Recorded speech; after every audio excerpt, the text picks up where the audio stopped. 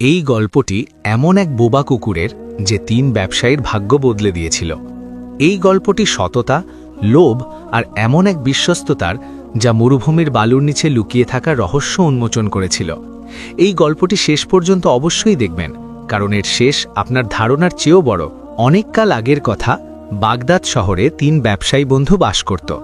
সেই যুগে বাগদাদকে জ্ঞান, প্রজ্ঞা এবং ব্যবসার কেন্দ্র মনে করা হতো। গলিতে সবসময় কোলাহল থাকত, বাজারে সোনার উপর মুদ্রার ঝনঝনানি, কাপড়ের থানের গন্ধ, মশলা ও আতরের সুবাস, উট ও ঘোড়ার খুরের শব্দ, সব মিলে এমন এক দৃশ্য তৈরি করত যে কেউ সেখানে গেলে তার কখনো ভুলতে পারত না। সেই গলিতেই তিন বন্ধু বাস করত, আব্দুল কাদির, শরফুদ্দিন আর ইউসুফ। আব্দুল কাদিরকে সবচেয়ে গরিব মনে করা হতো।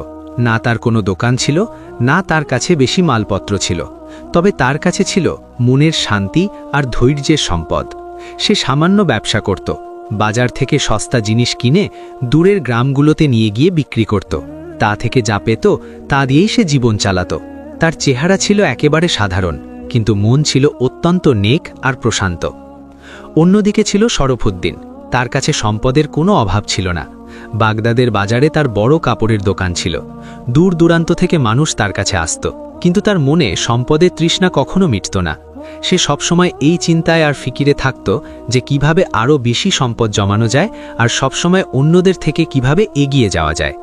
তার চোখে সবসময় লোভ ভরা থাকত। আর ইউসুফের ব্যবসা ছিল মাঝামাঝি ধরনের। সে দুজনেরই সমকক্ষ ছিল। তার ব্যবসা না বেশি ছিল না কম। কখনো সে আব্দুল কাদিরের মতো সরলতা অবলম্বন করত, আবার কখনো শরফুদ্দিনের মতো সম্পদের পেছনে ছুটত। সে তাদের দুজনেরই ছোটবেলার বন্ধু ছিল। একবার বাগদাদে অদ্ভুত এক পরিস্থিতির সৃষ্টি হল। খেজুরের ফলন কমে গেল এবং অনেক কাফেলা ডাকাতদের শিকার হল। বাজারের কোলাহল কমে গেল। একবার তিন বন্ধু একসাথে বসে পরামর্শ করতে লাগল। শরফুদ্দিন বলল, আমরা যদি এভাবেই বসে থাকি তবে আমাদের ব্যবসা ধ্বংস হয়ে যাবে। আমাদের অন্য কোথাও ব্যবসা করা উচিত। ইউসুফ মাথা নেড়ে বলল, সফরই তো ব্যবসার প্রাণ। আব্দুল কাদির একটা দীর্ঘশ্বাস ফেলে বলল, আমি সফরে আগ্রহী ছিলাম না, কিন্তু হয়তো আল্লাহর এটাই ইচ্ছা। তারপর এভাবেই তারা তিনজন সফরের সিদ্ধান্ত নিল। তিনজন যখন রওনা হতে লাগল, তখন আব্দুল কাদিরের মা বললেন, বাবা, সফরে সবচেয়ে বড় পুঁজি হল ধৈর্য আর ঈমান। আর শরফুদ্দিনের স্ত্রী তাকে নির্দেশ দিল, বেশি সোনা না কামিয়ে বাড়ি ফিরো না। আর ইউসুফের বোন ইউসুফকে বলল, ভাই, বন্ধু আর মানবতাকে ভুলে যেও না। পরদিন তারা তিনজন সফরে রওনা হয়ে গেল। অনেকক্ষণ সফর করার পর তারা একটা পুরনো সরাইখানায় পৌঁছল, যার দেওয়ালগুলো ভাঙা ছিল আর চারদিকে এমন একটা বিরান অবস্থা ছিল। সেখানেই এক কোণে একটা বোবা কুকুর পড়েছিল। তার শরীর দুর্বল ছিল, কিন্তু চোখে এক অদ্ভুত চমক ছিল, যেন সে মানুষের মন পড়তে পারত। আব্দুল কাদির বলল, বেচারা কুকুরটাকে দেখো, মনে হচ্ছে কোনো কাফেলা থেকে বিচ্ছিন্ন হয়ে গেছে। কিন্তু শরফুদ্দিন মুখ ঘুরিয়ে নিল, আমরা এমনিতেই এত বিপদে আছি, আমাদের একে সাথে রাখতে পারবো না। ইউসুফ ঝুঁকে গভীর দৃষ্টিতে কুকুরটার দিকে তাকালো। এ কথা বলতে পারে না, কিন্তু এর চোখ বলছে যে এ সাহায্য চায়। আব্দুল কাদির তার মাথায় হাত রাখল এবং শেষমেশ তারা তাকে নিজেদের সাথে নিয়ে গেল। অবশেষে সফর শুরু হলো। দিনের তাপ, বালির ঢেউ আর দূর দূরান্ত পর্যন্ত নিস্তব্ধতা ছড়িয়েছিল। প্রথম রাতে যখন তারা একটা বালিয়াড়ির কাছে থামল, তখন কুকুরটা তাদের চারপাশে ঘুরঘুর করতে লাগল। তারপর হঠাৎ সে অন্ধকারের দিকে তাকিয়ে গর্জন করতে লাগল। কিছুক্ষণ পর ওই দিক থেকে দুটো ছায়া দেখা গেল। ওরা আসলে দুজন ডাকাত ছিল, কিন্তু কুকুরের আওয়াজ শুনে তারা সেখানেই থেমে গেল এবং নিজেদের পথ বদলে সেখান থেকে চলে গেল। ইউসুফ যখন এটা দেখল, তখন সে বলল, যদি আজ এই কুকুরটা আমাদের সাথে না থাকত, তবে আজ ডাকাতরা আমাদের লুটে নিত। শরফুদ্দিন এটা শুনে চুপ হয়ে গেল, কিন্তু তার চেহারা দেখে বোঝা যাচ্ছিল যে সে মনে মনে কিছু একটা অনুভব করছে। শরফুদ্দিনও এটা মেনে নিয়েছিল যে এই কুকুরের উপস্থিতি সাধারণ কিছু নয়। সফরের পরের দিনই ক্ষুধা আর তৃষ্ণা তাদের পরীক্ষা নেওয়া শুরু করল। পানির মশক ধীরে ধীরে শেষ হয়ে যাচ্ছিল, আর খেজুরও তাদের কাছে গুনে গুনে কয়েকটা অবশিষ্ট ছিল। আব্দুল কাদির পরামর্শ দিল যে যা কিছুই আছে তা সমান ভাগে ভাগ করে নেওয়া হোক, কিন্তু শরফুদ্দিনের এই অভ্যাস ছিল যে সে কিছু না কিছু নিজের জন্য বাঁচিয়ে রাখত। আর এই নিয়েই দুজনের মধ্যে তিক্ততা সৃষ্টি হলো। কিন্তু ইউসুফ দুজনকে বুঝিয়ে বলল যে যদি আমরা একে অপরের উপর ভরসা না করি, তবে এই সফর অপূর্ণ থেকে যাবে। এটা শুনে কুকুরটাও তাদের কাছে এলো এবং তাদের কাছে বসে তাদের দুজনের দিকে তাকাতে লাগলো। এমন মনে হলো যেন কুকুরটাও তাদের ধৈর্য আর সততার শিক্ষা দিচ্ছে। তৃতীয় দিনের সন্ধ্যায় তারা একটা বিরান জনপথের কাছ দিয়ে পার হলো। ভাঙা বাড়িঘর, হেলে পড়া দেয়াল, মাটির স্তূপ আর চারদিকে নিস্তব্ধতা ছড়িয়েছিল। তারা সিদ্ধান্ত নিল যে রাতটা এখানেই কাটিয়ে দেবে, কিন্তু যেই তারা তাদের মালপত্র রাখল, কুকুরটা জোরে জোরে ঘেউ ঘেউ করতে লাগল। তার চোখে অস্থিরতা ছিল আর কান খাড়া ছিল। আব্দুল কাদির এটা দেখে সাথে সাথে বলল যে এর ঘেউ ঘেউ করার পেছনে নিশ্চয়ই কোনো কারণ আছে। কয়েক মুহূর্ত পর বিষাক্ত সাপ ছাদ থেকে নিচে পড়তে শুরু করল। যদি কুকুরটা আগে সতর্ক না করত তবে তারা বিপদে পড়ে যেত। তারা তাড়াতাড়ি আগুন জ্বালালো এবং সাপগুলোকে ভয় দেখিয়ে সেখান থেকে তাড়িয়ে দিল। সেই রাতে তারা তিনজনেই মেনে নিল যে সত্যিই এই কুকুরটা তাদের তিনজনের জীবনের রক্ষক। শরফুদ্দিনের মনে আরেকটা লোভ জন্মে নিল। সে ভাবল যে যদি এই কুকুরটা আমাদের সব বিপদ থেকে বাঁচাচ্ছে, তবে হয়তো এটাই আমাদের ভাগ্যের চাবিকাঠি। কেন একে শুধু নিজের জন্যই ব্যবহার করব না এবং নিজের কাছেই রেখে দেব না? আর এভাবেই তার মনে লোভ ঢুকে পড়ল। অন্যদিকে আব্দুল কাবির প্রতি রাতে আল্লাহর শুকরিয়া আদায় করত। হে আমার পরওয়ারদিগার, তোমার শুকরিয়া যে তুমি এই সফরে আমাদের একজন বিশ্বস্ত সঙ্গী দিয়েছ এবং এর সুরক্ষাও তোমার দায়িত্বে। ইউসুফ হেসে বলল যে সত্যি এ কথা বলে না, কিন্তু এর বিশ্বস্ততা কথা বলে। সফর ধীরে ধীরে আরও কঠিন হয়ে উঠছিল। উত্তপ্ত বালু তাদের চোখে পড়ছিল। তারপর হঠাৎ কুকুরটা দৌড় দিল এবং ঝোপঝাড়ের মধ্যে হারিয়ে গেল। তিনজন তার পেছনে দৌড়ালো। তারা দেখল যে কুকুরটা মাটি খুঁড়ছে। সেখানকার মাটি একটু নরম ছিল। ইউসুফ দেখে বলল যে এখানে পানি আছে আর ও আমাদের এখানে নিয়ে এসেছে। তারপর আর্দ্রতা বাড়তে লাগলো এবং কয়েক মুহূর্তের মধ্যেই সেখান থেকে পানি বেরিয়ে এলো। তাদের তিনজনের চেহারায় আশার এক ঢেউ খেলে গেল। তারা হাত দিয়ে পানি পান করল এবং নিজেদের মশক ভরে নিল। আব্দুল কাদির একটা দীর্ঘশ্বাস ফেলল। এটা কোনো সাধারণ ব্যাপার নয়, এই কুকুরটা আমাদের প্রয়োজনীয় জিনিস দেখাচ্ছে। ইউসুফ বলল, মনে হচ্ছে আল্লাহ একে আমাদের সফরের সঙ্গী বানিয়েছেন। শরফুদ্দিন চুপ ছিল, কিন্তু তার মনে বিশ্বাস গাঢ় হচ্ছিল যে এই কুকুরের পেছনে নিশ্চয়ই কোনো রহস্য লুকিয়ে আছে। পানি পান করার পর সামনের সফর পার করা তাদের জন্য সহজ হয়ে গিয়েছিল। কুকুরটা তাদের আগে আগে চলত আর কখনো কখনো থেমে পেছন ফিরে তাকাতো, যেন বিশ্বাস করাচ্ছে যে তোমরা সঠিক পথে আছো। পরদিন সন্ধ্যায় যখন তারা একটা পাহাড়ের কাছ দিয়ে পার হচ্ছিল, তখন দূরে তারা ধোঁয়ার মেঘ দেখতে পেল। কাছে গিয়ে তারা জানতে পারল যে ওটা একটা ছোট্ট শহর। বাজারে কোলাহল ছিল আর দোকানগুলো সাজানো ছিল। দৃশ্যটা বাগদাদের চেয়ে আলাদা, কিন্তু প্রাণবন্ত ছিল। আব্দুল কাদির বলল, বন্ধুরা, হয়তো এটাই সেই জায়গা যেখানে আমরা আমাদের ব্যবসার নতুন ভিত্তি স্থাপন করব। ইউসুফের চোখে চমক এলো। এখানকার কোলাহল আর মানুষজন বলছে যে যেন ভাগ্য আমাদের জন্য অপেক্ষা করছে। কিন্তু কুকুরটা চুপচাপ ওই শহরের দিকে তাকিয়েছিল, যেন আসল রহস্য এখনো বাকি। ইউসুফ বলল, মনে হচ্ছে আমাদের পরিশ্রম নিশ্চয়ই কাজে আসবে। তারপর শরফুদ্দিন নিজেকে সামলে নিয়ে বলল, ঠিক আছে, আমাদের যত তাড়াতাড়ি সম্ভব আমাদের মাল বিক্রি আর দামের হিসেব করতে হবে। তারা তাদের উট বসালো, মালপত্র খুলল এবং মালের অবস্থা দেখল। খেজুর, মশলা, শুকনা ফল, কাপড় আর কয়েকটা পাত্র সবকিছু গুছিয়ে সাজিয়ে দেওয়া হলো। কুকুরটাও তাদের কাছে বসল, চারদিকে তাকাচ্ছিল যেন তাদের পাহারা দিচ্ছে। ইউসুফ এটা দেখে হেসে আব্দুল কাদিরকে বলল যে সত্যি এই কুকুরটা শুধু আমাদের সঙ্গী নয়, বরং আমাদের কান আর চোখও হয়ে গেছে। ব্যবসার শুরুতে তারা দামের আন্দাজ করতে শুরু করল। আব্দুল কাদির সততা আর সরলতার সাথে মাল বিক্রি করতে লাগল, আর ইউসুফ খদ্দেরদের সাথে ভালোবাসা আর ভালো আচরণের সাথে কথা বলত, আর শরফুদ্দিন তার অভিজ্ঞতা অনুযায়ী হিসেব নিকাশের ওপর নজর রাখত। শুরুতে কিছু অসুবিধা হলো, কারণ খদ্দেরদের পছন্দ বাগদাদ শহরের চেয়ে আলাদা ছিল, কিন্তু তিনজন ধৈর্য আর বুদ্ধিমত্তার সাথে কাজ করল। কুকুরটাও সবসময় তাদের সাথে থাকত। যখনই কোনো সন্দেহভাজন লোক দেখা যেত, তখনই কুকুরটা ঘেউ ঘেউ করে তাকে সেখান থেকে তাড়িয়ে দিত। আব্দুল কাদির বলতো যে এই কুকুরের বিশ্বস্ততা আমাদের জন্য কোনো গুপ্তধনের চেয়ে কম নয়। ইউসুফ জবাব দিত, সত্যি এর প্রতিটি নড়াচড়া আমাদের মালের সুরক্ষা করছে। কয়েকদিন পর তাদের ব্যবসা বাড়তে শুরু করল। মানুষ আব্দুল কাদিরের সততা, ইউসুফের বুদ্ধিমত্তা আর শরীফুদ্দিনের অভিজ্ঞতা চিনতে পারল। মানুষ তাদের সম্মানও করতে লাগল, কিন্তু তারা জানত যে সবকিছু এত সহজে পাওয়া যায় না। একদিন শহরে এক বড় ধনী ব্যবসায়ী এলো এবং তাদের মালের নকল করে এই গুজব ছড়াতে লাগলো যে তাদের মাল খারাপ। এটা শুনে শরীফুদ্দিন রেগে গিয়ে বলল, আমাদের পরিশ্রম আর সততাকে কেউ এভাবে ধ্বংস করতে পারে না। আব্দুল কাদির বলল, রাগ কোনো কাজের নয়, এটাই আসল পরীক্ষা। এটা শুনে ইউসুফ দুজনকে বোঝালো, আমাদের মিলেমিশে কৌশল বের করতে হবে এবং এই বিপদ থেকে বের হতে হবে। এরই মধ্যে কুকুরটা সেই দোকানগুলোর কাছে গিয়ে দাঁড়ালো যেখানে নকল মাল বিক্রি হচ্ছিল। সে জোরে জোরে ঘেউ ঘেউ করতে লাগলো এবং থাবা দিয়ে মাটি আঁচড়াতে লাগলো। মানুষজন দেখতে লাগলো, সেখানে ভিড় জমে গেল। যখন মানুষজন খেয়াল করলো এবং তদন্ত করলো, তখন তারা জানতে পারল যে নকল করা ওই ব্যবসায়ী ধোঁকা দিচ্ছে। আব্দুল কাদির আকাশের দিকে তাকালো এবং বলল যে দেখো, আল্লাহ তাআলা আমাদের এই সঙ্গী কুকুরটা কেন দিয়েছেন। শরীফুদ্দিন যে এর গুরুত্ব আগে কম বুঝত, এখন মেনে নিল যে এই কুকুরটা তাদের সাফল্যের এক গুরুত্বপূর্ণ অংশ। তারা দাম ঠিক রাখল, খদ্দেরদের সাথে ভালো ব্যবহার করল এবং বিশ্বাস বজায় রাখল। তারপর যখন তাদের ব্যবসা ভালোভাবে জমে গেল এবং কয়েকদিন পার হয়ে গেল, তখন এক রহস্যময় লোক তাদের কাছে এলো। তার চেহারা ঢাকা ছিল এবং চোখে এক অদ্ভুত চমক ছিল।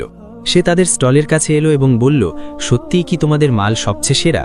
শরীফুদ্দিন বলল, আমাদের মালে কোনো কমতি নেই। কিন্তু আব্দুল কাদির নরম সুরে বলল, ধৈর্য ধরো, সত্যের ফল সবসময় মিষ্টি হয়। ইউসুফ আস্তে করে বলল, এটাও একটা পরীক্ষা, আমাদের সততার ওপর অটল থাকতে হবে। হঠাৎ কুকুরটা ওই অচেনা লোকটার দিকে ঝাঁপিয়ে পড়ল এবং জোরে জোরে ঘেউ ঘেউ করতে লাগল। মানুষ জড়ো হয়ে গেল, ওই লোকটা ভয় পেয়ে গেল এবং পিছিয়ে যেতে লাগল। আব্দুল কাদির অনুভব করল যে এই কুকুরের প্রতিটি কাজে কোনো ঐশ্বরিক হিকমত লুকিয়ে আছে। শরীফুদ্দিন বলল, এখন আমার বিশ্বাস হয়ে গেছে যে এটা শুধু বিশ্বস্ততা নয়, বরং ভাগ্য আর ঈমানেরও প্রতীক।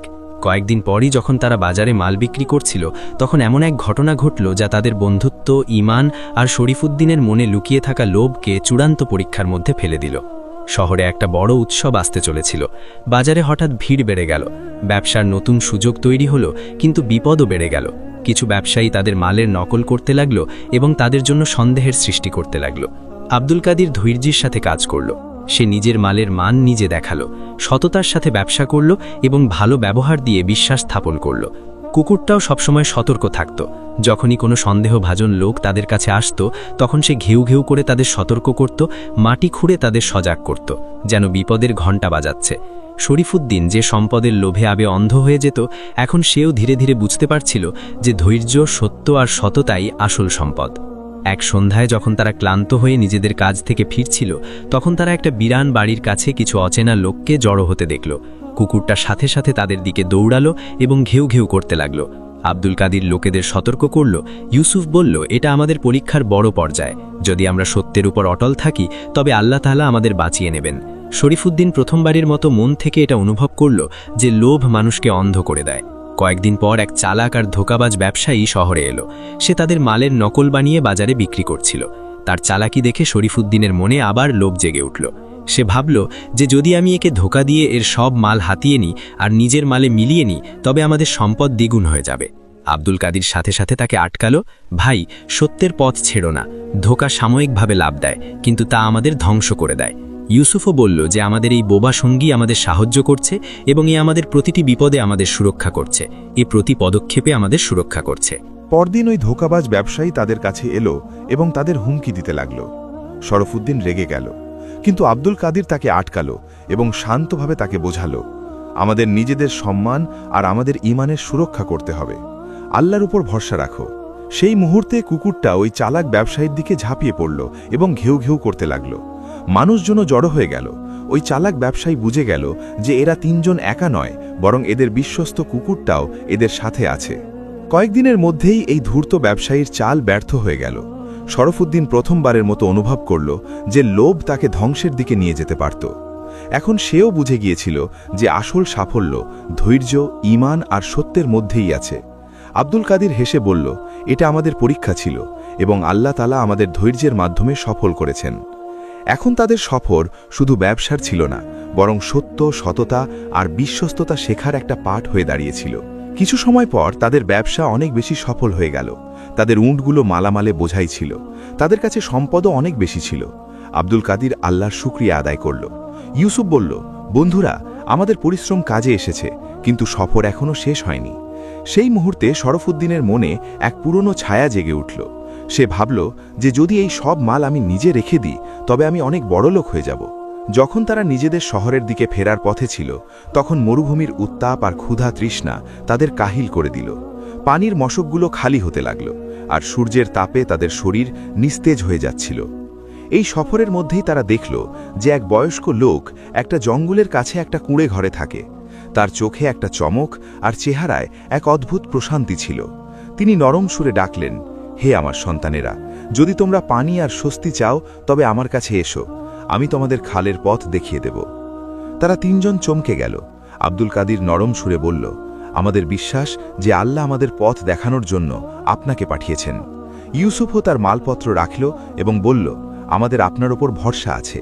কিন্তু শরফুদ্দিন নিজের মনে লোভ লুকিয়ে রেখে চুপ থাকল। তবে সেও তাদের সাথে চলতে শুরু করল। কিন্তু বয়স্ক লোকটি বললেন যে সফর সহজ নয়, বরং ধৈর্য আর বিশ্বাস দিয়েই পার হতে পারবে।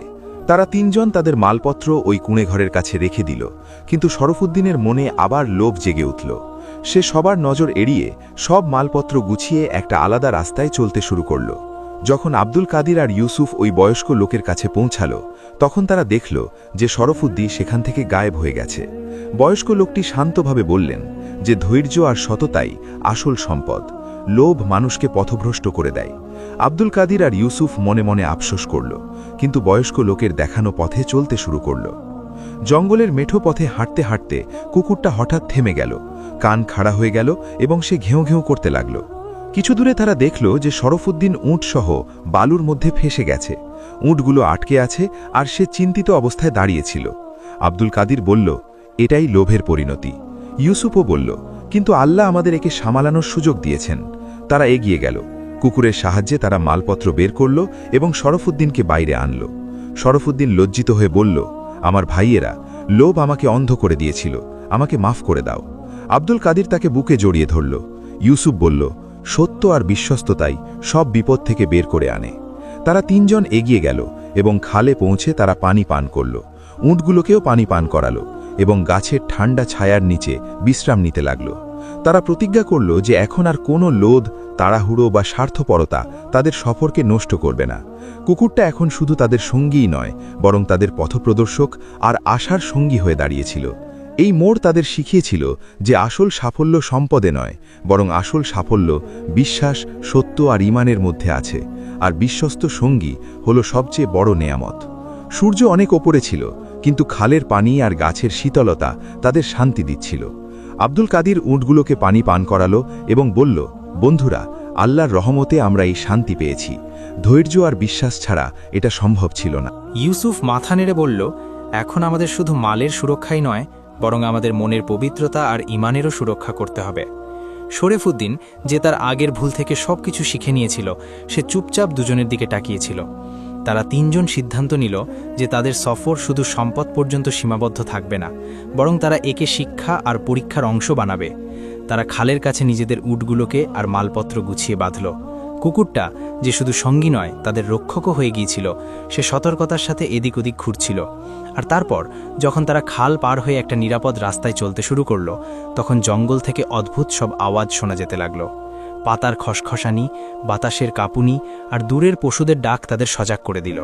কুকুরটাও দাঁড়িয়ে ঘেউ ঘেউ করছিল। আব্দুল কাদির বলল, ধৈর্য আর সাহসের সাথে কাজ নাও। সব আওয়াজ বিপদ হয় না, কখনো কখনো সেগুলো আমাদের সতর্কও করে। হঠাৎ ওই বয়স্ক লোকটিকে তারা দেখতে পেল। তিনি বললেন যে তোমাদের সফর আরেকটা পরীক্ষার দিকে এগোচ্ছে। প্রতিটি পদক্ষেপ ধৈর্য আর বিশ্বাসের পরীক্ষা হবে। যদি অবিচল থাকো, তবে আল্লাহ তোমাদের সব বিপদ সহজ করে দেবেন। কিছু দূর যাওয়ার পর রাস্তা দুটো ভাগে ভাগ হয়ে গেল। একটা খোলা আর চওড়া রাস্তা ছিল, আর অন্যটা ঝোপঝাড়ে ঘেরা আর ওপরের দিকে যাচ্ছিল। আব্দুল কাদির বলল যে তাড়াহুড়ো আর লোভ আমাদের ভুল দিকে নিয়ে যেতে পারে। ইউসুফ পরামর্শ দিল, ঝোপঝাড়ওয়ালা রাস্তাটা কঠিন কিন্তু নিরাপদ মনে হচ্ছে। শরীফুদ্দিন শুধু হ্যাঁ সূচক মাথা নাড়ল, কারণ তার মন থেকে লোভের বোঝা নেমে গিয়েছিল। তারা নিরাপদ কিন্তু কঠিন রাস্তার দিকে চলতে শুরু করেছিল। হঠাৎ তাদের সামনে এক অচেনা লোক চলে এলো। কুকুরটা ঘেউ ঘেউ করতে লাগল। শরীফুদ্দিন বলল, ঘাবড়িও না, আগে এর উদ্দেশ্যটা বুঝি। একটু পরই তারা জানতে পারল যে ওই লোকটা শুধু রাস্তা জিজ্ঞেস করতে এসেছিল। শরীফুদ্দিন অনুভব করল যে এখন তার দৃষ্টিভঙ্গি বদলে গেছে। সে এখন সবকিছুকে লোভের দৃষ্টিতে নয়, বরং বুদ্ধিমত্তার সাথে দেখছে। একটু পর জঙ্গল খুলতে শুরু করল এবং একটা খোলা রাস্তা দেখা যেতে লাগল, আর একটা ছোট নদী বয়ে যেতে দেখা গেল। সেখানে পৌঁছে তারা আবার পানি পান করল। উটগুলোকেও পানি পান করালো। আব্দুল কাদির হেসে বলল, দেখো, ধৈর্য আর সত্যের ফল সবসময় মিষ্টি হয়। ইউসুফ বলল যে সত্য আর বিশ্বস্ততার উপর অটল থাকে সে কখনো ব্যর্থ হয় না। শরীফুদ্দিন একটা দীর্ঘশ্বাস ফেলে এবং বলল, আমি বুঝে গেছি যে লোভ মানুষকে অন্ধ করে দেয় আর বিশ্বাসই আসল সম্পদ। পরদিন তারা জঙ্গলের শেষ অংশটাও পার হয়ে গেল। এখন সামনে কোনো বিপদ ছিল না। অবশেষে তারা নিজেদের শহরে ফিরে এলো। তাদের মালপত্র নিরাপদ ছিল, কিন্তু তার চেয়েও বড় কথা, তাদের মনে ঈমান, ধৈর্য আর বিশ্বস্ততার আশা ভরে গিয়েছিল। শহরের মানুষ তাদের সততা আর সাহসের প্রশংসা করতে লাগল। শরীফুদ্দিন খোলা মনে নিজের ভুল স্বীকার করল। আব্দুল কাদির আর ইউসুফের সাথে সত্যের পথে চলার প্রতিজ্ঞা করল। আর কুকুরটা এখন শুধু তাদের সঙ্গেই থাকেনি, বরং বিশ্বাস, সত্য আর বিশ্বস্ততার প্রতীক হয়ে দাঁড়িয়েছিল। আর এভাবেই তাদের সফর এখনও শেষ হয়নি, বরং তাদের জীবন এখন ঈমান, বিশ্বস্ততা আর সত্যের সাথে শুরু হয়। আর এখন ওই কুকুরটা তাদের সত্যিকারের রক্ষক আর পথপ্রদর্শক হয়ে দাঁড়িয়েছিল। তারা অনুভব করল যে জীবনের সম্পদ শুধু একটা মাধ্যম, আর আসল সম্পদ হলো বিশ্বস্ততা, সত্য, বিশ্বাস আর আল্লাহর উপর অগাধ ভরসা। এই সফর শুধু ব্যবসার সফর ছিল না, বরং মানবতা, সততা আর আত্মার দৃঢ়তার সফর হয়ে দাঁড়িয়েছিল। জঙ্গল, খাল, রহস্যময় বয়স্ক লোক, ধোঁকাবাজি আর কঠিন রাস্তাগুলো তাদের এই শিক্ষা দিয়েছিল যে যারা ধৈর্য আর সত্যের পথ বেছে নেয় তারা প্রতিটা পরীক্ষায় উত্তীর্ণ হয়ে বের হয়। জঙ্গল, খাল আর ওই রহস্যময় ঘটনাগুলো এখন তাদের জীবনের গুরুত্বপূর্ণ অভিজ্ঞতার অংশ হয়ে দাঁড়িয়েছিল, এবং এই গল্পটা সবসময় তাদের জীবনের জন্য পথপ্রদর্শনের অংশ হয়ে থাকল। প্রিয় বন্ধুরা, আশা করি আজকের এই সত্য কাহিনীটি আপনাদের ভালো লেগেছে।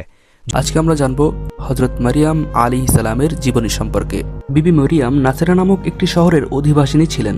নাসরা শহরটি বাইতুল মুকাদ্দাসের অদূরেই অবস্থিত ছিল। বিবি মরিয়াম পিতামাতার মানত পূর্ণ করার জন্য বাইতুল মুকাদ্দাসের খেদমতে নিযুক্ত ছিলেন। তিনি বাল্যকাল থেকেই অতিশয় সুশীলা এবং ধর্মানুরাগিনী ছিলেন। তার পিতার নাম ছিল ইমরান এবং নবী জাকারিয়া আলাইহিস সালামের শালিকা বিবি হান্না তার জননী ছিলেন। তবে শুরুতে একটা কথা বলি, তা হলো আজকের এই ভিডিওটা দেখলে আপনি বুঝতে পারবেন যে বিবি মারিয়াম আলাইহিস সালাম কতটা কঠিন পরিস্থিতির শিকার হয়েছিলেন এবং তারপরও আল্লাহ রাব্বুল আলামিন তাকে কিভাবে সাহায্য করেছিলেন। সুতরাং কখনো আশাহত হবেন না, পরিস্থিতি খারাপ হতেই পারে। ধৈর্য ধরুন এবং আল্লাহর উপর ভরসা রেখে আপন গতিতে এগিয়ে চলুন সামনের দিকে। একদিন না একদিন আপনার সমস্ত সমস্যার সমাধান হয়ে যাবে ইনশাআল্লাহ। তো যাই হোক, অনেক জ্ঞান দিলাম, এবার মূল টপিকে আসা যাক। একদিন বিবি মরিয়াম নামাজ পড়ছিলেন। হঠাৎ ফেরেশতা জিবরাইল অবতীর্ণ হলেন এবং তিনি বললেন, তোমার প্রতি সালাম, তুমি আল্লাহর অনুগ্রহ প্রাপ্তা, আল্লাহ তোমার সাথে রয়েছেন। বিবি মরিয়াম এই অপ্রত্যাশিত পূর্ব সম্বোধনে ভীতচকিতা হলেন। ভাবতে লাগলেন, কে এলো, কিসের সালাম? হযরত জিবরাইল আলাইহিস সালাম বললেন, আমি আল্লাহর ফেরেশতা জিবরাইল, তুমি ভীত হইও না, তুমি পবিত্র সন্তান লাভ করবে, এই সুসংবাদ তোমাকে দিতে এসেছি। বালিকা ভীত হলেন এবং বললেন, তা কেমন করে হবে? আমি যে কুমারী, আমি স্বামীর সঙ্গ লাভ করিনি। ফেরেশতা বললেন, আল্লাহর কুদরতেই হবে এটি, তার কাছে এটি কঠিন কাজ নয়। এ বলে ফেরেশতা অন্তর্হিত হলেন। 6 মাস পূর্বে হযরত জাকারিয়া আলাইহিস সালামের স্ত্রী গর্ভবতী হয়েছেন। এখন আবার কুমারী মরিয়াম আল্লাহর কুদরতে গর্ভবতী হলেন। বিবি মরিয়াম যদিও আল্লাহর কুদরতে সন্তান সম্ভবা হলেন, কিন্তু দেশের লোকেরা তাকে মেনে নেবে? কুমারী নারীর এভাবে গর্ভবতী হওয়ার ফলে সবাই তাকে বাইতুল মুকাদ্দাস থেকে বের করে দিলেন, এমনকি তাকে স্বগ্রামও ছেড়ে যেতে হলো। সঙ্গী সহায়হীন অবস্থায় গর্ভবতী মরিয়াম একটি নির্জন প্রান্তরে সন্তান প্রসব করলেন। বিপদাপন্ন মরিয়াম কোনো আশ্রয় খুঁজে না পেয়ে একটি শহরের দ্বার প্রান্তে আস্তাবলের একটি পতিত প্রাঙ্গণের একটি খেজুর গাছের নিচে আশ্রয় গ্রহণ করলেন। হায়, যিনি পৃথিবীর মহাসম্মানিত নবী, তিনি সেই নগণ্য স্থানে ভূমিষ্ঠ হলেন যে মহানবীর ধর্মানুসরণ আজ পৃথিবীময় বিস্তৃত। শক্তি এবং সম্মানে যারা পৃথিবীতে শ্রেষ্ঠ স্থান অধিকার করে রয়েছে, তাদের নবী ভূমিষ্ঠ হলেন একটি আস্তাবলের অব্যবহার্য আঙিনায়। দরিদ্রতম পিতামাতার সন্তানও এই সময় একটু শয্যা লাভ করে থাকে, একটু শান্তির উপকরণ পায়। কিন্তু মরিয়ামের সন্তান শোয়ানোর জন্য আস্তাবলের ঘরটুকু ছাড়া আর কিছুই ভাগ্যে হলো না। 8 দিন বয়সে সন্তানের ত্বক ছেদন করা হলো। তার নামকরণ করা হলো ঈসা। ইনি মসিহ নামে প্রসিদ্ধ হয়েছেন। হযরত মুসা আলাইহিস সালামের শরিয়াত অনুসারে বাদশাহ কিংবা পয়গম্বর তার পদে বহাল হওয়ার অনুষ্ঠানে তেল লেপন করার নিয়ম ছিল। এছাড়া তাওরাত কিতাবে হযরত ঈসা আলাইহিস সালামের নাম মসিহ বলে উল্লেখ করা হয়েছে। প্রথম সন্তান জন্মগ্রহণ করলে একজোড়া ঘুঘু জাতীয় পাখি উৎসর্গ করার নিয়ম হযরত মুসা আলাইহিস সালামের শরিয়াতের বিধান ছিল। মরিয়াম শুচি স্নাতা হওয়ার পর সন্তান সাথে নিয়ে বাইতুল মুকাদ্দাসে গেলেন এবং সেখানে গিয়ে পাখির মানত পালন করলেন। এই সময় একদল অগ্নিপূজক হযরত ঈসা আলাইহিস সালামকে খুঁজে ফিরছিল। তারা জ্যোতিষী ছিল। নক্ষত্র দেখে তারা হযরত ঈসা আলাইহিস সালামের জন্ম হয়েছে এটি জানতে পেরেছিল। হিরুইস বাদশাহ এটি শুনে ভয় পেলেন এবং সেই অনুসন্ধানকারী দলের কাছে গোপনে বললেন যে তারা যেন সেই বালকের সন্ধান করে কোথায় আছে তা বের করে। অগ্নিপূজকরা খুঁজতে খুঁজতে বিবি মরিয়ামের কাছে পৌঁছলো এবং সেই ক্ষুদ্র শিশুকে সেজদা করলো এবং সেখানে মানত ইত্যাদি সম্পন্ন করলো। তারা স্বপ্ন দেখলো তাদের হিরুইসের কাছে ফিরে যেতে নিষেধ করা হয়েছে, কেননা হিরুইস তার জীবনের শত্রু। মরিয়াম এরূপ স্বপ্ন দেখলেন যে সম্রাট এই সন্তানের শত্রু, সে তাকে হত্যা করতে চায়। সে যেন শিশুকে নিয়ে মিশরে চলে যায়। জ্যোতিষীরা সম্রাটের কাছে আর ফিরে গেল না। এতে বাদশাহ ভয়ানক রাগ হলো। সে হুকুম করলো যে বাইতুল্লাহর এবং এর আশেপাশের সকল বস্তির সন্তানদের যেন হত্যা করে ফেলা হয়। ইতিপূর্বে মরিয়াম তার সন্তান নিয়ে মিশরে রওনা হয়ে গিয়েছিলেন। হিরুইস যতদিন জীবিত ছিল ততদিন সন্তান নিয়ে তিনি মিশরেই অবস্থান করলেন। হিরুইসের মৃত্যুর সংবাদ শোনার পর তিনি নিজ দেশ নাসেরায় চলে এলেন। সন্তান দিন দিন বাড়তে লাগলো। বয়স বাড়ার সাথে সাথে ঈসার মধ্যে প্রখর জ্ঞান এবং তীক্ষ্ণ মেধাশক্তির পরিচয় ফুটে উঠল। আল্লাহর বিশেষ একটি অনুগ্রহ যে তার উপর রয়েছে দিন দিন তা প্রকাশ পেতে শুরু করলো। ঈসার মা ঈসা সহ প্রতি বছর ঈদের উৎসব ইরুসালেমে যোগদান করতেন। ঈসার 12 বছর বয়সে ইরুসালেমে বড় বড় জ্ঞানী এবং পণ্ডিত বর্গের সাথে ধর্ম বিষয়ে আলোচনা করতেন। তার বাকপটুতা এবং তত্ত্বজ্ঞান শুনে পণ্ডিতরা অবাক হয়ে যেতেন। ক্রমান্বয়ে হযরত ঈসা আলাইহিস সালাম আধ্যাত্মিক জ্ঞানের পূর্ণতা লাভ করতে লাগলেন। 30 বছর বয়সে তিনি আল্লাহর কাছ থেকে ওহী লাভ করেন এবং নবীরূপে ধর্ম প্রচার করতে শুরু করলেন। হযরত ইয়াহইয়া বিবি মারিয়ামের খালাতো ভাই হতেন। তিনি ইয়ারদন নদীর তীরে লোকদের ধর্মোপদেশ দান করতেন। হযরত ঈসা আলাইহিস সালাম সেখানে গিয়ে ওয়াজ করতে শুরু করেন। ওহী আসা শুরু করার পর থেকে ইনজিল কিতাব অবতীর্ণ হতে থাকে। তিনি তার নবুয়তের প্রমাণস্বরূপ বহু অলৌকিক কার্যাবলী দেখাতে শুরু করেন। মাটি দিয়ে পাখি তৈরি করে উড়িয়ে দেয়া, অন্ধকে দৃষ্টিদান, বোবাকে বাকশক্তি দান, কুষ্ঠকে আরোগ্য করা, পানির উপরে হাঁটা ইত্যাদি তার মুজিজা ছিল।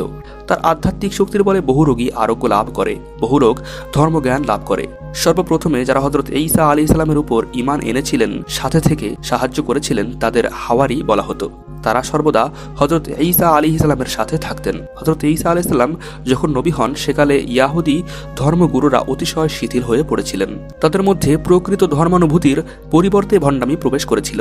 তাদের মধ্যে কেবল ধর্মের বাহ্যিক আবরণ ছিল। হযরত ঈসা আলাইহিস সালাম এর ঘোর বিরোধী ছিলেন।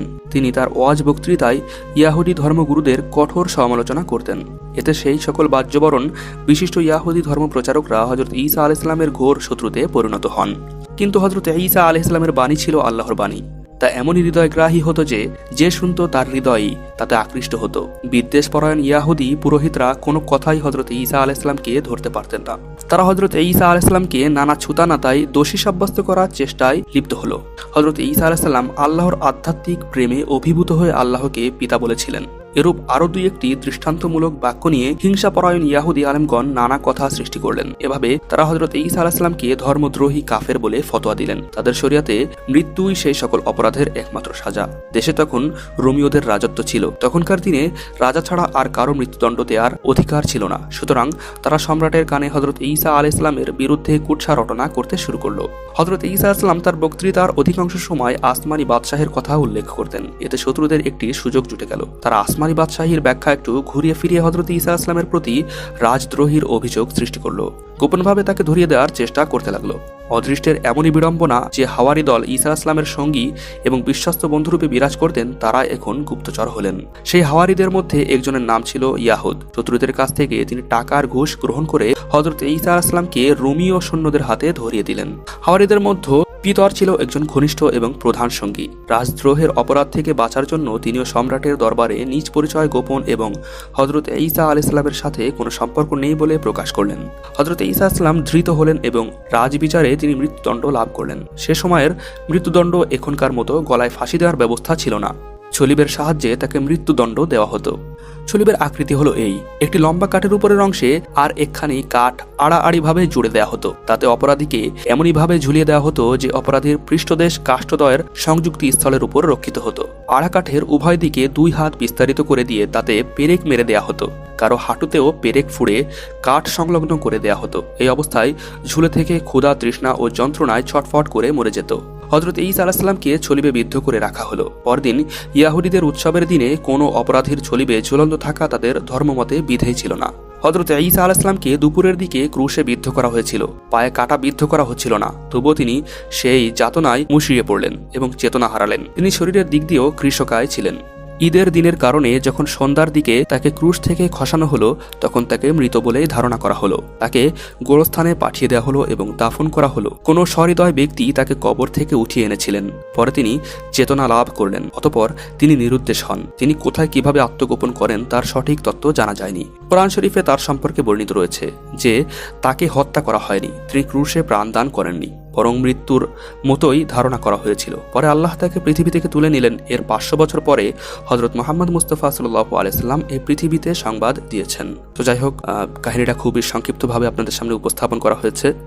আজকে আমরা জানব হজরত মোহাম্মদ মুস্তাফা সাল্লাল্লাহু আলাইহি ওয়াসাল্লামের প্রিয় কন্যা হজরত ফাতেমা রাদিয়াল্লাহু তাআলা আনহার জীবনী সম্পর্কে। হজরত ফাতেমা রাদিয়াল্লাহু তাআলা আনহা মাত্র 18 বা 20 বছর বয়সে মৃত্যুবরণ করেন। যদিও এ নিয়ে মতভেদ রয়েছে, কিন্তু তার সর্বোচ্চ জীবনকাল 30 বছর পর্যন্ত বলা হয়ে থাকে। যেটাই হোক না কেন, এ সময়ের মধ্যে তিনি এমন কি কাজ করেছেন যার জন্য রাসূলুল্লাহ সাল্লাল্লাহু আলাইহি ওয়াসাল্লাম তাকে বেহেশতবাসী নারীদের নেত্রী বলে অভিহিত করেছেন। রাসূলুল্লাহ সাল্লাল্লাহু আলাইহি ওয়াসাল্লাম 40 বছর বয়সে নবুয়ত প্রাপ্ত হন। এরপর মহান আল্লাহর নির্দেশে গোপনে 3 বছর মানুষকে ধর্মের দিকে দাওয়াত দিতে থাকেন। 3 বছর পর তিনি প্রকাশ্যে নিজের আত্মীয় স্বজন ও মক্কাবাসীকে ধর্মের পথে দাওয়াত দেন। রাসূলের গোত্র বনু হাশিমের মধ্য থেকে তার চাচা আবু লাহাব তার বিরোধিতা করতে থাকে, আর মক্কার নেতৃস্থানীয় কুরাইশরা সকলে রাসূলের সাথে শত্রুতা শুরু করে। এর মধ্যে রাসূলের পুত্র সন্তানরা মারা গেলে কাফির মুশরিকরা রাসূলকে নিয়ে ঠাট্টা করতে থাকে। মহান আল্লাহ তার এই কষ্ট দূর করার জন্য যে অমূল্য নেয়ামত তাকে দান করেন তিনি হলেন হযরত ফাতেমা রাদিয়াল্লাহু তাআলা আনহা। হযরত ফাতেমা রাদিয়াল্লাহু তাআলা আনহার পিতা ছিলেন হযরত মুহাম্মদ সাল্লাল্লাহু আলাইহি ওয়াসাল্লাম এবং মাতা ছিলেন ইসলাম গ্রহণকারী সর্বপ্রথম নারী আল্লাহর রাসূল সাল্লাল্লাহু আলাইহি ওয়াসাল্লামের সর্বপ্রথম স্ত্রী খাদিজাতুল কুবরা। দাম্পত্য জীবনে পারস্পরিক সমঝোতা। আমিরুল মুমিনিন আলী রাদিয়াল্লাহু তাআলা আনহু বলেন, আল্লাহর শপথ, আমার দাম্পত্য জীবনে ফাতেমাকে তার মৃত্যুর পূর্ব মুহূর্ত পর্যন্ত কখনো রাগায়নি আর কোনো কাজে তাকে বাধ্য করিনি। সেও আমাকে কখনো রাগান্বিত করেনি এবং কখনো আমার অবাধ্য হয়নি। যখনই তার দিকে দৃষ্টি নিক্ষেপ করতাম তখনই আমার দুঃখ কষ্ট দূর হয়ে যেত। ইমাম মুসা কাজেম রাদিয়াল্লাহু তাআলা আনহু তার পিতা ও পিতামহের কাছ থেকে বর্ণনা করেছেন যে হযরত আমিরুল মুমিনিন আলী রাদিয়াল্লাহু তাআলা আনহু বলেছেন, একদিন এক অন্ধ ব্যক্তি ফাতেমার গৃহে প্রবেশের জন্য অনুমতি চাইলে তিনি ওই অন্ধ ব্যক্তি থেকে নিজেকে আড়াল করে রাখলেন। রাসূল সাল্লাল্লাহু আলাইহি ওয়াসাল্লাম বললেন, হে ফাতেমা, কেন তুমি এই ব্যক্তি থেকে নিজেকে আড়াল করে রাখছো? সে তো তোমাকে দেখছে না। প্রতি উত্তরে ফাতেমা রাদিয়াল্লাহু তাআলা আনহা বলেন, যদিও ওই অন্ধ লোকটি আমাকে দেখছেন না, কিন্তু আমি তো তাকে দেখছি। এই অন্ধ ব্যক্তিটির নাসিকা গ্রন্থি তো কাজ করছে, তিনি তো ঘ্রাণ নিতে পারেন। এই কথা শুনে রাসূল সাল্লাল্লাহু আলাইহি ওয়াসাল্লাম বলেন, আমি সাক্ষ্য দিচ্ছি যে তুমি আমার দেহের অংশ। হযরত ফাতেমা রাদিয়াল্লাহু তাআলা আনহাকে প্রশ্ন করা হয়, একজন নারীর জন্য সর্বোত্তম জিনিস কোনটি? তিনি এর উত্তরে বলেন, নারীদের জন্য সর্বোত্তম জিনিস হলো তারা যেন কোনো পুরুষকে না দেখে আর পুরুষরাও যেন তাদেরকে দেখতে না পায়। তদ্রূপ মহানবী সাল্লাল্লাহু আলাইহি ওয়াসাল্লাম যখন তার সাহাবীদের সামনে প্রশ্ন রাখেন যে একজন নারী কখন মহান আল্লাহর সবচেয়ে নৈকট্য লাভে সক্ষম হন, তখন হযরত ফাতেমা বলেন, নারী যখন বাড়ির সর্বাপেক্ষা গোপন অংশে অবস্থান গ্রহণ করে তখন তার প্রভুর সবচেয়ে নিকটবর্তী হয়। হযরত মুহাম্মদ সাল্লাল্লাহু আলাইহি ওয়াসাল্লাম হযরত ফাতেমার উত্তর শ্রবণ করে বলেন, ফাতেমা আমার শরীরের অংশ। হ্যাঁ, এটা সুস্পষ্ট যে যতক্ষণ পর্যন্ত একজন নারীর গৃহের বাইরে আসার কারণে কোনো হারাম বা নিষিদ্ধ কাজ সংঘটিত না হয় ততক্ষণ তার বহিরাগমনে কোনো আপত্তি নেই। কখনো কোনো কাজের জন্য নারীর বহিরাগমনের দিকটা কল্যাণকর হয়ে থাকে, আবার কখনো অত্যাবশ্যকীয় হয়ে পড়ে। ওপর উল্লেখিত রেওয়ায়াতগুলোর অর্থ হচ্ছে কোনো প্রয়োজনীয় কাজ ব্যতীত একজন নারীর গৃহের বাইরে পরপুরুষের দৃষ্টির সামনে নিজেকে উপস্থাপন করা অনুচিত। একজন আরব বৃদ্ধ মুহাজির যার পরনে অত্যন্ত পুরনো কাপড় ছিল মহানবীর নিকটে আসেন। সে লোকটি বার্ধক্যের কারণে সোজা হয়ে দাঁড়াতে পারছিলেন না। রাসূল খোদা সাল্লাল্লাহু আলাইহি ওয়াসাল্লাম লোকটির সাথে কুশলাদি বিনিময় করেন। ওই বৃদ্ধ লোকটি বলেন, ইয়া রাসূলুল্লাহ, আমি ক্ষুধার্ত, আমাকে অন্ন দান করুন। আমার পরনের কাপড় নেই, আমাকে পরিধেয় বস্ত্র দান করুন। আমি নিঃস্ব দরিদ্র, আমাকে দয়া করে কিছু দিন। রাসূলুল্লাহ সাল্লাল্লাহু আলাইহি ওয়াসাল্লাম বললেন, আমার দেওয়ার মতো কিছু নেই, তবে তুমি ফাতেমার বাড়িতে যাও, সে আল্লাহর পথে দান করে থাকে। হযরত ফাতেমার গৃহ রাসূল সাল্লাল্লাহু আলাইহি ওয়াসাল্লামের গৃহ সংলগ্ন ছিল এবং ওই বাড়িটি নবী সাল্লাল্লাহু আলাইহি ওয়াসাল্লামের স্ত্রীদের থেকে পৃথক ছিল। রাসূলুল্লাহ সাল্লাল্লাহু আলাইহি ওয়াসাল্লাম হযরত বেলালকে ডেকে বললেন, হে বেলাল, তুমি বৃদ্ধ লোকটিকে ফাতেমার বাড়িতে পৌঁছিয়ে দিয়ে আসো। বৃদ্ধ লোকটি হযরত বেলালের সাথে হযরত ফাতেমার গৃহের দ্বারে পৌঁছেন। সেখান থেকেই বৃদ্ধ উচ্চ স্বরে বললেন, আসসালামু আলাইকুম, হে নবুয়তের পরিবার, ফেরেশতাদের গমনাগমনের স্থল, আল্লাহর পক্ষ থেকে ওহী নাজিলের জন্য হযরত জিবরাইল আমিনের অবতীর্ণ হওয়ার স্থান। হযরত ফাতেমা উত্তরে বললেন, ওয়ালাইকুম আসসালাম, আপনি কে? বৃদ্ধ লোকটি বললেন, আমি একজন বৃদ্ধ আরব যে কষ্ট ও দুরবস্থা থেকে হিজরত করেছে এবং মানবকুলের মুক্তিদাতা আপনার পিতার পানে ছুটে এসেছে। এখন হে মুহাম্মদ সাল্লাল্লাহু আলাইহি ওয়াসাল্লামের দুহিতা, আমি ক্ষুধার্ত ও বস্ত্রহীন, আমাকে দয়া ও অনুগ্রহ দানে ধন্য করুন। আল্লাহ আপনার উপর রহমত বর্ষণ করুন। এ সময়ে হযরত ফাতেমা রাদিয়াল্লাহু তাআলা আনহা হযরত আলী ও রাসূল সাল্লাল্লাহু আলাইহি ওয়াসাল্লাম 3 দিন যাবৎ কিছু খাননি। নবী করিম সাল্লাল্লাহু আলাইহি ওয়াসাল্লাম তাদের অবস্থা ভালো করেই জানতেন। হযরত ফাতেমা দুম্বার চামড়া বিশিষ্ট হাসান ও হুসাইনের বিছানাটি হাতে তুলে নিয়ে বললেন, হে দরজার বাইরে দণ্ডায়মান ব্যক্তি, এটা নিয়ে যাও। আশা করি আল্লাহ তোমাকে এর চেয়ে উত্তম কিছু দান করবেন। আরব বৃদ্ধটি বললেন, হে মোহাম্মদ সাল্লাল্লাহু আলাইহি সাল্লামের কন্যা, আপনার কাছে আমি ক্ষুধা নিবৃত্তির কথা বলেছি, আর আপনি আমাকে পশুর চামড়া দিচ্ছেন। আমি এই চামড়া দিয়ে কি করব? হযরত ফাতেমা বৃদ্ধ লোকটির কথা শুনে হযরত হামজার কন্যা ফাতেমার উপহার তার গলার হারটি খুলে বৃদ্ধ লোকটিকে দান করে দিলেন আর বললেন, এইটাকে নিয়ে বিক্রি করো, আশা করি আল্লাহ তোমাকে এর চেয়ে আরও উত্তম কিছু দান করবেন। আরব মহাজির গলার হারটি নিয়ে মসজিদে নববীতে পৌঁছলেন। তখন নবী সাল্লাল্লাহু আলাইহি সাল্লাম তার সাহাবীদেরকে নিয়ে বসেছিলেন। বৃদ্ধ আরব বললেন, ইয়া রাসূলুল্লাহ, এই গলার হারটি হযরত ফাতেমা আমাকে দান করেছেন, আর তিনি বলেছেন এই গলার হারটি বিক্রি করো, আশা করি আল্লাহ তোমার প্রয়োজন মিটিয়ে দিবেন। রাসূলুল্লাহ সাল্লাল্লাহু আলাইহি ওয়াসাল্লাম আর চোখের অশ্রু ধরে রাখতে পারলেন না। তিনি বললেন, যে জিনিস সমগ্র নারীকুলের নেত্রী ফাতেমা তোমাকে দিয়েছে, কি করে সম্ভব তার দ্বারা আল্লাহ তোমার প্রয়োজন মিটাবেন না? হযরত আম্মার ইবনে ইয়াসির উঠে দাঁড়ালেন। তিনি বললেন, ইয়া রাসূলুল্লাহ, আমাকে কি এই গলার হারটি কেনার অনুমতি দেবেন? রাসূলুল্লাহ সাল্লাল্লাহু আলাইহি ওয়াসাল্লাম জবাবে বললেন, হে আম্মার, এটা ক্রয় করো। যদি সমস্ত জিন ও ইনসান এটা ক্রয়ের মধ্যে অংশগ্রহণ করে, আল্লাহ তাদের সকলের উপর থেকে দোজখের আগুন উঠিয়ে নেবেন। হযরত আম্মার জিজ্ঞেস করেন, হে আরব বৃদ্ধ, এই গলার হারটি কত বিক্রি করবে? বৃদ্ধ লোকটি জবাবে বললেন, এই গলার হারের পরিবর্তে আমার জন্য এতটুকুই যথেষ্ট যে আমি যেন তা দিয়ে কিছু রুটি ও মাংস কিনে ক্ষুধা নিবারণ করতে পারি এবং একটা কাপড় কিনে আমার দেহ আবৃত করতে পারি, যেন সে কাপড় দিয়ে আল্লাহর দরবারে নামাজে দাঁড়াতে পারি। আর কয়েকটি দিনারই যথেষ্ট যা আমি আমার পরিবারকে দিতে পারি। হযরত আম্মারের কাছে নবী সাল্লাল্লাহু আলাইহি সাল্লাম কর্তৃক প্রাপ্ত খায়বরের যুদ্ধের গনিমতের কিছু মাল অবশিষ্ট ছিল। তিনি বললেন, এই গলার হারের বিনিময়ে আমি তোমাকে 20 দিনার ও 200 দিরহাম, একটি ইয়ামানি পোশাক এবং একটি উট দিব, যার মাধ্যমে তুমি তোমার পরিবারের নিকট পৌঁছতে পারো, আর তাতে তোমার ক্ষুধা নিবারণের ব্যবস্থাও হবে। বৃদ্ধ লোকটি বললেন, হে পুরুষ, তুমি অত্যন্ত দানশীল। অতঃপর সে লোকটি হযরত আম্মারের সাথে তার গৃহে গেল। হযরত আম্মার প্রতিশ্রুতি মোতাবেক সবকিছু সে লোকটিকে দিলেন। বৃদ্ধ লোকটি মালামাল নিয়ে রাসূল সাল্লাল্লাহু আলাইহি সাল্লামের কাছে এলেন। তিনি জিজ্ঞেস করলেন, এখন তোমার ক্ষুধা মিটেছে? তোমার পরিধেয় বস্ত্র পেয়েছো? উত্তরে লোকটি বললেন, জি হ্যাঁ, আমার প্রয়োজন মিটেছে। আমার পিতা মাতা আপনার জন্য উৎসর্গ হোক। রাসূল সাল্লাল্লাহু আলাইহি সাল্লাম বললেন, তাহলে ফাতেমার জন্য তার অনুগ্রহের কারণে দোয়া করো।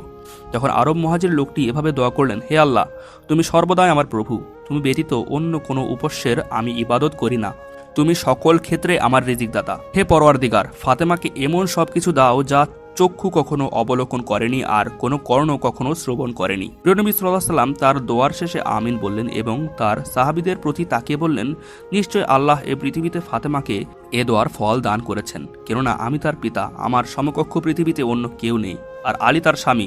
যদি আলী না থাকতো তাহলে কখনো তার সমকক্ষ স্বামী খুঁজে পাওয়া যেত না। আল্লাহ ফাতেমাকে হাসান ও হুসাইনকে দান করেছেন। বিশ্বের বুকে মানবকুলের মাঝে তাদের ন্যায় আর কেউ নেই, কেননা তারা বেহেশতের যুবকদের সর্দার। শাহাদাত। মহানবী সাল্লাল্লাহু আলাইহি ওয়াসাল্লাম ইন্তেকালের পর বিভিন্ন রকম দুঃখ কষ্ট হযরত ফাতেমার অন্তরে প্রচণ্ড চাপ সৃষ্টি করেছিল এবং বিভিন্ন ঘটনা প্রবাহ তার জীবনটাকে তিক্ত ও অসহ্য করে তুলেছিল। তিনি তার সম্মানিত পিতাকে অত্যন্ত ভালোবাসতেন এবং কখনো তার বিচ্ছেদকে সহ্য করতে পারতেন না। আর এ মুসিবত ও দুঃখ কষ্ট ছাড়াও অন্য ব্যথা বেদনা তাকে জর্জরিত করেছিল। এ সকল কারণেই হযরত ফাতেমা রাদিয়াল্লাহু তাআলা আনহা পিতার ইন্তেকালের পর সর্বদা ক্রন্দনরত ও শোকার্ত ছিলেন। তিনি কখনো তার পিতার কবর জিয়ারতে গিয়ে অনেক কাঁদতেন, আবার কখনো শহীদদের কবরের পার্শ্বে গিয়ে আহাজারি করতেন, আর নিজ গৃহে কান্না ও শোক পালন ব্যতীত অন্য কিছুই করতেন না। তার ক্রন্দন ও রোনাজারির ব্যাপারে মদিনাবাসীরা প্রতিবাদ করলে আমিরুল মুমিনিন আলী রাদিয়াল্লাহু তাআলা আনহু তার জন্য জান্নাতুল বাকি কবরস্থানের এক প্রান্তে একটি ছোট্ট ঘর তৈরি করে দেন, যা পরবর্তীতে বায়তুল আহান বা শোকের ঘর নামে আখ্যায়িত হয়েছে। হযরত ফাতেমা রাদিয়াল্লাহু তাআলা আনহু প্রতিদিন সকালে হাসানাইন তথা ইমাম হাসান ও ইমাম হুসাইনকে সাথে নিয়ে সেখানে চলে যেতেন আর রাত পর্যন্ত কবরগুলোর পাশে কান্নাকাটি করতেন। রাত্রি হলে আমিরুল মুমিনিন আলী রাদিয়াল্লাহু তাআলা আনহু তাকে কবরস্থান থেকে বাড়িতে নিয়ে আসতেন, আর এ কাজ তার অসুস্থ হয়ে শয্যাশায়ী হওয়া পর্যন্ত অব্যাহত থাকে। রাসূল সাল্লাল্লাহু আলাইহি ওয়াসাল্লামের সাথে বিচ্ছেদে হযরত ফাতেমা রাদিয়াল্লাহু তাআলা আনহা ব্যথা বেদনা ও দুঃখ কষ্ট এত মাত্রায় বৃদ্ধি পায় যে নবী করিম সাল্লাল্লাহু আলাইহি ওয়াসাল্লামের যে কোনো স্মৃতি তাকে কান্নায় জর্জরিত ও অস্থির করে তুলত। হযরত রাসূল সাল্লাল্লাহু আলাইহি সাল্লামের মুয়াজ্জিন হযরত বেলাল সিদ্ধান্ত নিয়েছিলেন যে নবী সাল্লাল্লাহু আলাইহি সাল্লামের তীরণের পর বা মৃত্যুর পর আর কোনোদিন কারোর জন্য আজান বলবেন না বা আজান দিবেন না। একদিন হযরত ফাতেমা রাদিয়াল্লাহু তাআলা আনহা বললেন, আমার পিতার মুয়াজ্জিনের কণ্ঠে আজান শুনতে মন চায়। এ সংবাদ হযরত বেলালের কর্ণগোচর হলে তিনি তড়িৎ গতিতে এসে হযরত ফাতেমার সামনে আজান দিতে দাঁড়িয়ে যান।